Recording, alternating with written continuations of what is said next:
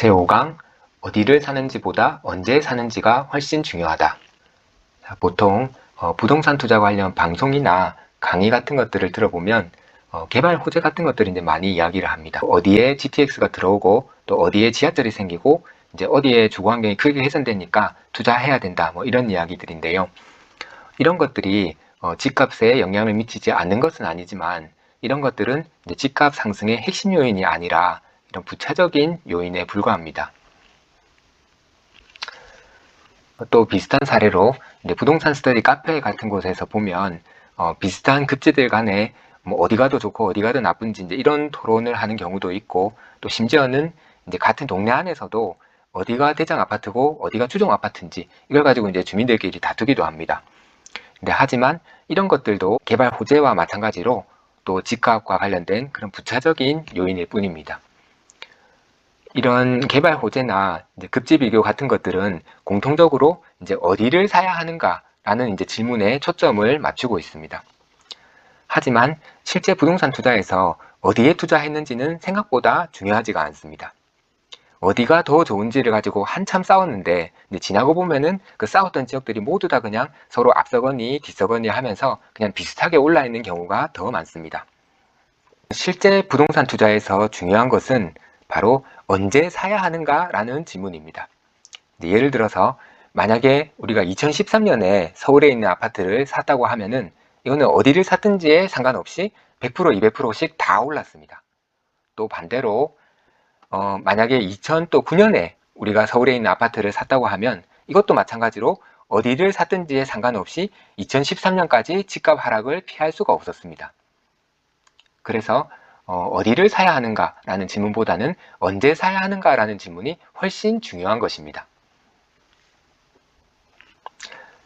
자, 어디를 샀는가라는 것의 의미를 조금 더 살펴보면 이것은 이제 갭 벌리기와 갭 좁히기, 이것과 이제 관련된 문제입니다.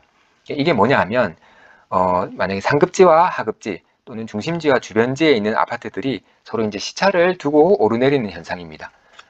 보통 이제 우리가 부동산 시장이 이제 상승하게 되면 이제 강남이 먼저 올라가고 그 다음에 마용성이 그 뒤로 따라서 오르고, 또 그 다음에 서울 시내에 있는 뉴타운 지역들이 오르고, 그 다음에 그 외에 서울 지역 나머지 전체가 오르고, 이렇게 하고 나면 마지막으로 이제 인천이나 부천이나 뭐 일산 같은 나머지 이제 수도권 지역들이 따라서 오르고, 이런 식으로 부동산들이 한 번에 다 같이 오르고 다 같이 떨어지는 것이 아니라 이렇게 서로 이제 시차를 두고 오르내리게 됩니다. 그렇게 될 때 강남이 오르면서 강남이 나머지 지역들 전체와 갭을 벌리고, 그 다음에 마용성이 강남을 따라 오르면서 강남과 마용성 사이에 이제 갭을 좁히고, 그 다음에 또 서울 시내 뉴타운 지역들이 또 마용성을 따라 오르면서 뉴타운 지역이 또 마용성과의 갭을 좁히고, 이제 이런 식으로 이제 갭을 벌렸다가 좁혔다가 벌렸다가 좁혔다가 이렇게 하면서 다 같이 이제 오르는 것입니다. 이게 부동산은 이제 주식과 달리 거래가 많지 않고 이렇게 또 가격의 움직임이 훨씬 느리게 확산이 되다 보니까 이런 상급지와 하급지 또는 심지어는 같은 동네 안에서도 이제 대장 아파트가 먼저 오르고 추종 아파트가 나중에 오르면서 이렇게 서로 간에 부동산 가격이 오르내리는 시차가 발생을 하게 됩니다. 그래서 우리가 신문 같은 것을 보면은 항상 이제 어느 지역이 올랐다는 그런 어떤 단편적인 그 순간을 캡처해서 이야기를 하는 경우가 많습니다. 뭐 노원 지역에 있는 재건축 아파트들이 요번에 1억, 2억씩 폭등했다든지, 또는 이번에 강남 아파트들이 뭐 평당 1억 원을 넘어서 폭등했다든지, 이제 이런 식으로 이렇게 단편적으로 어느 지역이 올랐다는 그런 뉴스들을 우리가 접하다 보니까 우리도 자연스럽게 그렇다면 어디에 투자해야 되는가라는 요 질문을 이제 쫓게 됩니다. 하지만 이제 이것은 질문 자체가 좀 잘못되었다고 봐야 되고, 어느 지역이 조금 먼저 오르고 또 나중에 오르고 이런 차이가 있을 뿐이지 결국에는 나중에 보면은 모든 지역이 다 비슷하게 오르는 겁니다. 어디를 샀는가라는 질문에 대해서 우리가 이제 그래프를 보고 좀 더 생각을 해보면, 지금 이 주황색 선 같은 경우에는 주택시장의 어떤 상승 사이클 부분을 이제 나타내고 있습니다. 그런데 실제로는 이 파란색 그래프처럼 모든 부동산들이 똑같이 오르는 것이 아니라 이렇게 물결치는 것처럼 갭을 벌렸다가 갭을 좁혔다가 갭을 벌렸다가 갭을 좁혔다가를 반복하면서 오르게 됩니다. 이때 그 어디를 샀는가라는 질문이 타겟으로 하는 것은 이 갭 벌리기와 갭 좁히기 그 사이에 있는 그 물결 한 마디 마디 그런 단기 고점과 단기 저점, 그 사이사이 어떤 차익을 먹겠다고 하는 것이 바로 어디를 샀는가라는 질문이 타겟으로 하고 있는 것입니다.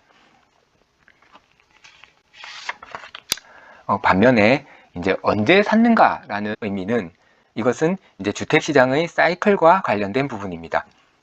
근데 이거는 주택시장이 이제 수요와 공급의 불일치로 해서 주택시장 전체적으로 공급 부족이 발생하거나 또는 공급 과잉으로 돼서 막 미분양이 발생하면서 모든 집값이 함께 오르고 내리는 그런 현상을 말하는 겁니다. 그리고 이것이 바로 우리가 집값 움직임의 어떤 본질적인 부분이라고 이야기할 수 있는 부분입니다. 이것은 이제 그래프로 해서 표현을 해보자면 이렇게 파란색 그래프처럼 물결치는 집값 움직임 속에서도 이 주황색 선처럼 여기서는 지금 이제 주택시장의 상승 사이클 부분만 나타내고 있지만 그 주황색 선의 왼쪽 끝점에 모든 집값이 저렴한 그 시점에 집을 사가지고 그 주택시장의 상승 사이클의 전체 부분을 먹겠다 하는 것이 바로 언제 샀는가라는 질문이 노리고 있는 부분인 것입니다. 그래서 이번 강에서는 어디를 사야 하는가 라는 질문보다는 실제로 언제 사야 하는가라는 질문이 훨씬 더 중요하고 그것이 우리 주택시장 사이클의 어떤 본질적인 부분 의미하는 것이고 주택가격 움직임의 어떤 본질적인 부분에 대해서 질문을 던지는 것이다 라는 것을 말씀드렸습니다. 예, 지금까지 들어주셔서 감사합니다.